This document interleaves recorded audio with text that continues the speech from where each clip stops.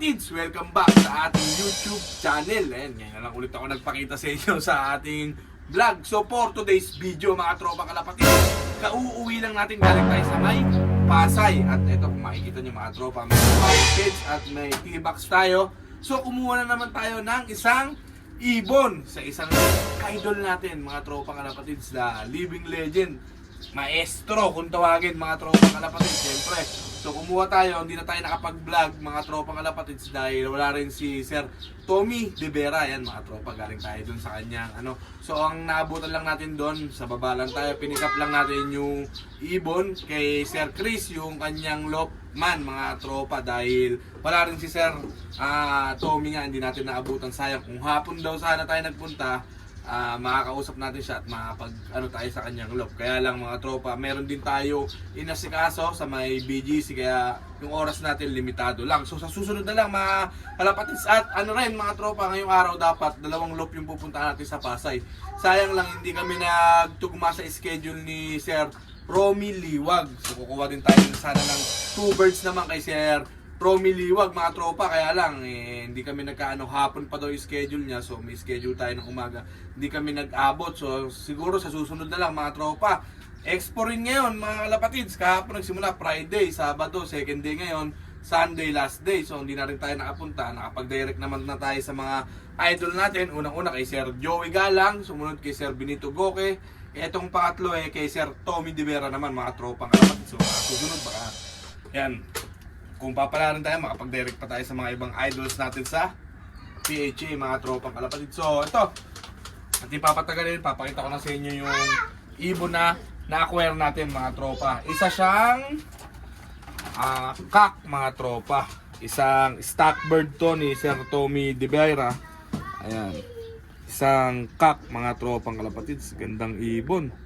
So 2025 siya. So mukhang basal pa mga tropa, mukhang hindi pa nabibreed. Ito naman natin sa postura ng ibon na to. Mukhang tayo ang unang gagamit mga tropa. Ayan, gandang ibon. Hindi siya ganun kalaki mga tropa, kung makikita nyo sa, ayan, natanggalan pa mga tropa. Ayan, so ayan, makikita nyo yung ibon, hindi ganun kalaki mga tropa. Ayan, yung ibon, hindi ganun kalaking ibon, pero gandang ibon mga tropa. So yung peds niya, mga pasok ng mga winning line talaga. Surigao, pang mga pandiinan sa dulo mga tropa yung nasa peds niya. Yan, lalabas din. Makita nyo, may pasok din ng mga tropa ng Benito Goque. May pasok siya ng 2-2B line ni Sir Ben. Ayan, so syempre Vandenbroek di mawawala. Tapos may mga imported din na pasok. So ang mga winning line nito mga tropa, yung breakaway ng PHA 2013 MacArthur Race mga tropa, kalay nito. Yan, mga winner talaga yung mga lahat ng pasok niya mga tropa, halos lahat. Ayan puro makikita nyo sa page, talagang puro MacArthur champion. Tapos ang hindi mawawala sa line niya na pasok, more on mga tropa, Masili. Yan, may mga pasok na Masili, Vandenbroek, 2-2B. Kaya ang gandang ibon. Makita nyo, simpleng ibon pero yung peds niya talaga pang malakasan mga kalapatids. Yan, simpleng ibon pero yung bloodline talagang solid. Yan, tingin ko mga tropa, konting ang condition lang. Yan, magagamit na natin to agad. Yan, mukhang tayo ang babasal sa ibon na to. Yan mga tropa, gandang ibon. Sayang lang din natin na pabutan si Sir Tommy. Dami sana tayong malalaman sa ating maestro na tinatawag. Pero isa lang ang talagang hindi ko mawala sa isip ko na sinabi ni Sir Tommy De Vera. Pagdating sa ibon, yung mga vibration, yung one piece na tinatawag, yung mga katawan, apple body. Sabi nga ni Sir Maestro, kung tama pa yung pagkakarecall ko mga tropa, saka na natin tingnan yung ibon. Yung nanalo na yung tingnan natin, doon na tayo bumase. Kasi kung lahat titingnan natin, kunwari sa flyers natin mga tropa, may 10 tayong young bird, wala namang nagbabibrate doon, di lahat yun, di natin ililipad, di ba mga tropa? Kung sa 10 young bird na ilipad natin, kung sino yung mananalo o yung maganda yung magiging record, doon natin basihin ngayon kung ano yung physical appearance ng ibon, kung saka doon na tayo magbase sa mismong nanalong ibon. Yun yung sinabi niya. Kasi kung kukuha tayo ng mga ibon yan, hindi nagbabibrate, hindi one piece. So, di ba, hindi na natin magugustuhan pagka ganun ba. So, may ganda yung tinuro ni Sir Tommy De Verne. Yun yung hanggang ngayon hindi nawawala sa isipan ko mga tropa. Gandang ibon. So, dito muna natin lalagay. Ayan.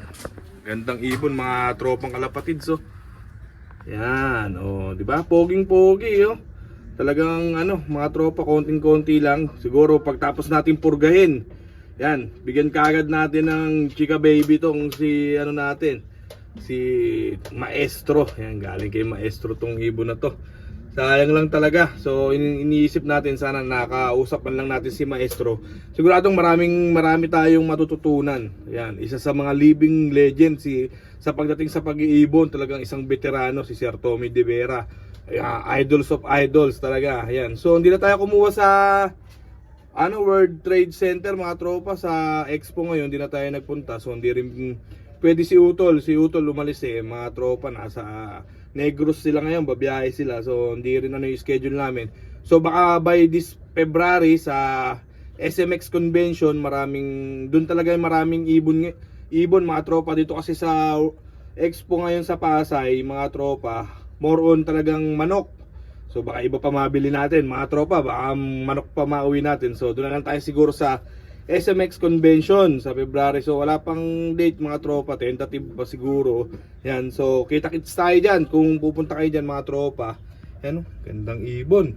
Yung iba nating mga naunang direct mga tropa, pinag-pair na natin Yan. So nandito si Benito Goke, cross kay Pulling King. Ayan si Benito Goke natin na kak. Andres Drapa, inbreed, poker face line. Ayan, so ito Pulling King natin. As ito naman si solo natin, 2 times Labera finisher, cross dito kay Sir Joey Galang.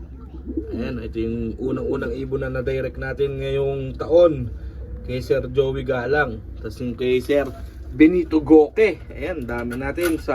Sumunod tong si Maestro. Ayan, sayang yung kay Sir Romy Liwag, di kami sa schedule.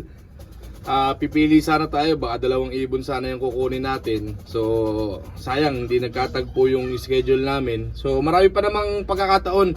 So yung partner natin na si Tisoy, yan, pre, ito yung ibon natin. Gandang ibon. Yan, pili pa tayo sa mga susunod sa kung saan tayo kukuha. Yung talagang naghahanda tayo mga tropang kalapatid sa darating na Alegre Season 3 mga tropang kalapatids. Ngayon is babalita ko rin sa inyo mga tropa, may laban tayo sa Alegre ngayong araw. 2 out of 2 tayo dyan mga tropang kalapatids. Sa Pasakaw Camarines Sur yata yun mga tropa. Yan, 200 plus, kulang 300 plus kilometers. So dalawa na lang ibon natin sa Alegre. So ngayon naman is umuwi sila parehas mga tropa. Sana hanggang dulo. Congrats din sa mga tropa natin na may entry sa One Love Race. At sana last lap, abutin tayo at magkita-kita tayo. Pagka may ibon pa tayo ng last lap, mag-aabang tayo dyan mismo sa Alegre, sa Tanay Rizal yata yun, sa dinala natin mga tropa. So yun lang mga tropang kalapatids. Yan, sana tuloy-tuloy at swertihin tayo. Ito na yung simula siguro sana mga tropa. So mula sa pag-direct natin ng ibon, yan, kailangan talaga mag-upgrade tayo mga tropa. Sa henerasyon ngayon mga tropa, ang daming magagaling na ibon. So kung mag-i-stay ka lang sa isang linyada, sa linyada mo, tingin ko lang mga tropa, kailangan mag-upgrade ka kahit papaano para makasabay pa rin tayo sa mga bagong henerasyon ngayon. Matutulin ibon, magagaling. So although yung mga old day naman magagaling din naman mga tropa, kaya lang kailangan mag-impuse tayo ng konti. So hindi lang dun matatapos yung laban natin. So talagang sa pag-iibon napakaiwaga. So upgrade para makasabay, para manalo tayo sa karera. Hindi lang para mag-enjoy tayo sa karera syempre. Kung ikaw nanonood ka at hindi ka pa nakasubscribe, subscribe ka na at rin mo na rin yung notification bell para lagi ka updated sa mga latest videos natin.